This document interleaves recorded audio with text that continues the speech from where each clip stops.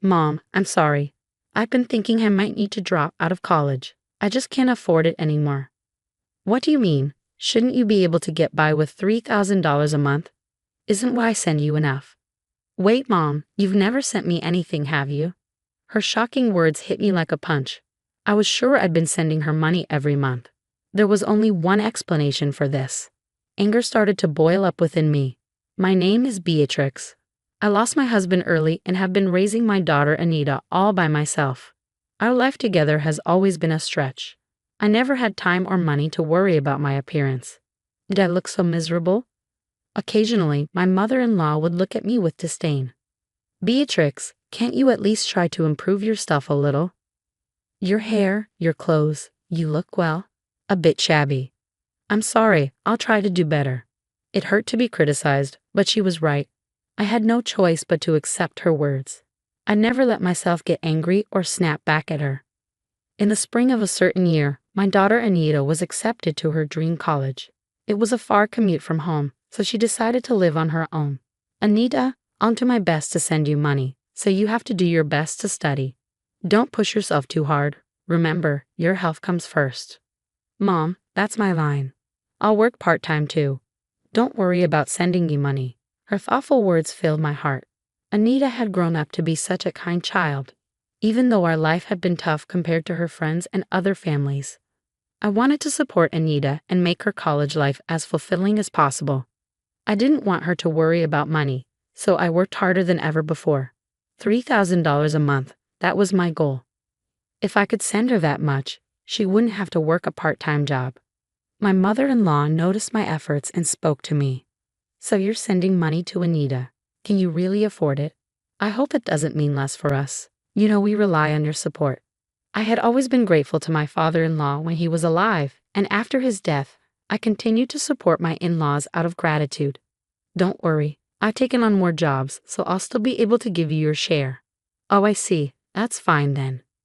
After losing my husband, my income was unstable, and I guess my mother-in-law was worried.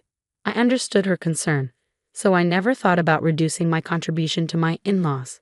Supporting my in-laws and sending money to Anita, it was more than $3,000 in total. Still, I managed to send it all, even if it meant cutting back on my own food and clothing expenses. Working all day and night was tough, but the messages from Anita always encouraged me. Mom, I've made friends. Mom, there's this weird professor, but the class is so interesting. Mom, I didn't do well in class today and got scolded, but I'll keep trying. Reading such innocent messages from Anita, I could sense she was enjoying her college life. Any exhaustion I felt just blew away. I felt proud of myself, believing that my hard work was for her happiness. But over time, messages from Anita became less and less frequent. A few months later, her cheerful messages had stopped completely. Whenever I reached out with worry, she would only respond with a short, "I'm okay." Could it be that she was having so much fun at college that she had forgotten about her mother? Or maybe she had found a boyfriend and was focusing only on him. One day, when I was brooding over such thoughts, suddenly my phone rang. It was Anita. "Hello, Anita. What's up? You called suddenly." It was unusual for her to call. Maybe it was because we always have face-to-face conversations at home. But Anita rarely called, even after she started living alone in college. Most of her contact with me was through text messages. "Yeah, I'm sorry, Mom. What happened? Is there something wrong?" Anita sounded down. I could tell something was wrong, so I focused on her voice coming from my smartphone. I ran out of money. I'm thinking maybe I should quit college." "What?" Anita's words were so unexpected that I couldn't help raising my voice. "What do you mean you're out of money?" "I'm sorry. I tried my best." Anita's voice was trembling as if she was about to cry. I had been sending her $3,000 every month without fail. It wasn't enough for luxury, but she shouldn't be struggling to the point of having to quit college. She was also supposed to be working part-time. I never imagined that she would say she was out of money. Could she have gotten involved with some bad friends and skipped studying to spend all her money? I thought about it for a moment, then shook my head. That's not like Anita. "Anita, it's okay. Take a deep breath and tell me what happened." "Yeah, I was trying to make ends meet with rent, groceries, and what I made from my part-time job. I had to dip into my savings, and now that's all gone too. I'm sorry, Mom. I'm really sorry. Hold on a second. What about the money I send you every month? That should cover your rent and living expenses, right? No matter how I thought about it, the math didn't add up. If Anita was spending her salary and my remittances and even had to touch her savings, something was seriously wrong. But from her tone, she didn't seem to be lying. When I asked her, Anita seemed confused. Mom, you never sent me any money, did you? What did you just say? Anita's words were so shocking that I found myself shouting again. That's impossible. I've been sending you $3,000 every month. Did you check properly? Are you sure there's no money in your account? There's nothing. I've been keeping a close eye on my banking card. If you'd sent me that much money, I definitely would have noticed. The shock hit me like a punch to the head, making me feel dizzy. It was clear that Anita hadn't been receiving the money, and it was causing her a lot of trouble. You don't need to drop out of college. I'll send the money right away, so don't worry. Do you have something to eat today? Are you okay? You're not getting sick, are you? I'm fine. I switched to a job where I get meals, and my friends have been worried about me. They've been sharing some food with me. That's great. You have good friends. We need to thank them next time. But Mom, you're already having a hard time. I don't want you to struggle anymore because of me.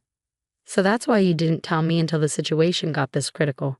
Thank you. But listen, seeing you in such a difficult situation is much worse. So please leave the rest to me. With that, Anita finally let out her emotions and started crying. I wondered when was the last time I heard her cry like this. After comforting Anita and hanging up the phone, I immediately took action. Driven by growing anger, I decided to confront my mother-in-law, who lived nearby. Oh my, what's the matter, Beatrix? Showing up without a call? How rude. Never mind that. What have you been doing with the money I've been giving you each month? What? That money is for living expenses. As soon as I mentioned the money, I noticed my mother-in-law's face twitch for a moment. I'm talking about the money for Anita. I was giving that to you too, right? The remittance to Anita was not directly transferred by me into her account. I've been handing it directly to my mother-in-law, who offered to make the transfer herself when she learned it was for Anita. So I have been giving you an additional $3,000 for Anita's remittance. I would have declined if it was only about transferring the money, but there was a reason I didn't. That's because she said, I want to contribute to my granddaughter too. That's what you said, right? I trusted you and gave you the money, but what do you mean you didn't transfer it? My mother-in-law had convinced me with that. Even though she was getting money from me, I thought it was her kindness toward Anita and trusted her. What are you talking about? I've been transferring money to Anita's account every month. Yes, I have. Please stop lying so blatantly. Anita has told me that she never received any transfers. Oh my, for her to lie like that, what kind of child is she? Beatrix, maybe it's your parenting that's the problem. Excuse me? Hearing my own daughter being called a liar made me feel a rush of blood to my head. But if I lost my temper and forgot myself here, it would play right into her hands. I told myself to calm down, took a deep breath, and spoke again. Anita doesn't lie. If you insist on this, show me the bank statements where you made the transfers. I threw those away a long time ago. Listen, by checking Anita's account history, it's easy to see whether you really transferred the money or not. Even after knowing this, are you still going to call Anita a liar? Anyone could think of this, but when I said this, my mother-in-law seemed at a loss for words. She huffed again, muttering stubbornly under her breath. So persistent. I took a deep breath and said, if you insist that you transferred the money, we should let the police investigate. What? The police?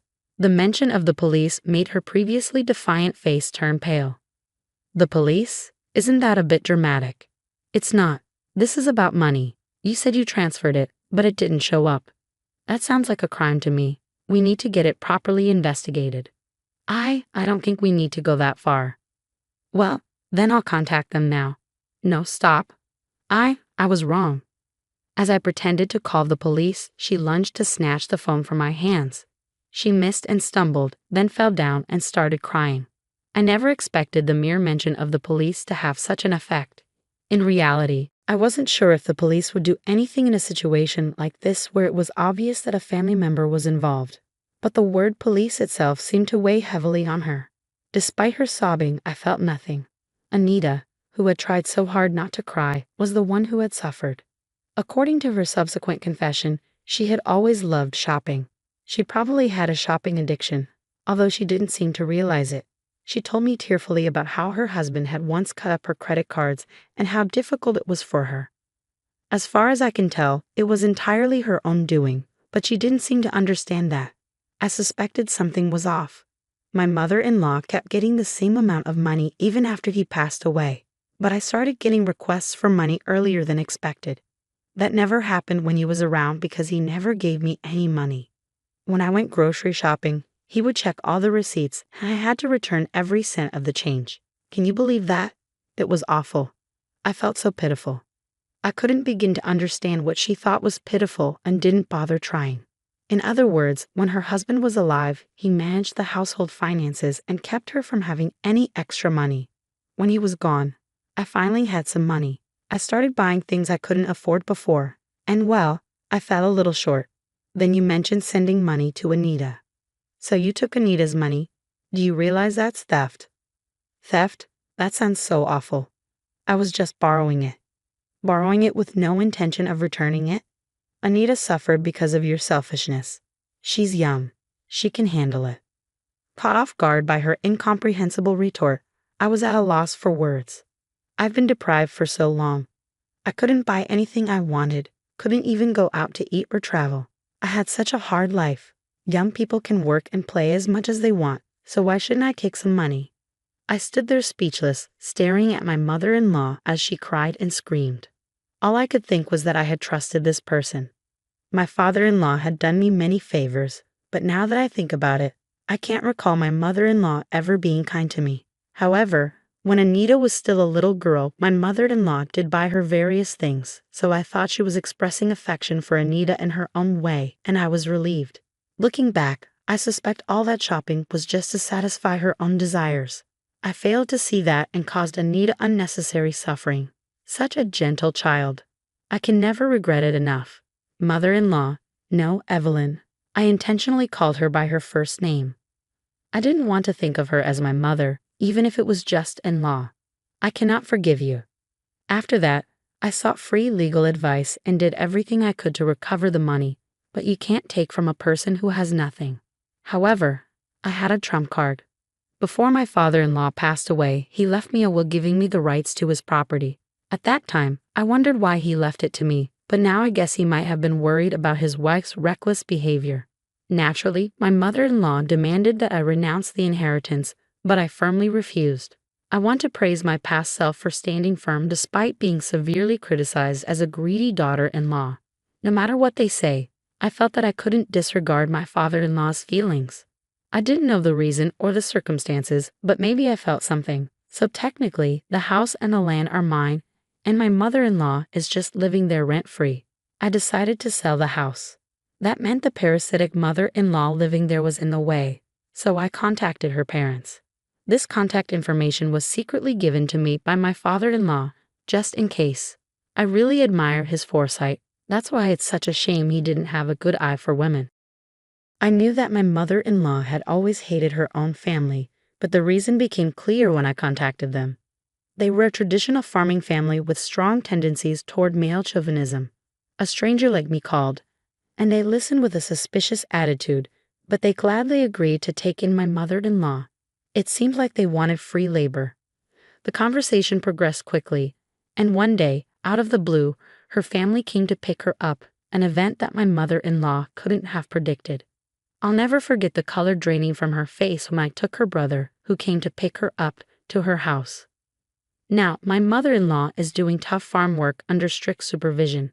She can't even go shopping at the supermarket, let alone squander money, and she seems to be living a life without touching money at all. Due to the stress, she seems to have aged quickly and is working every day as a wrinkled, frail, ghost-like figure with white hair.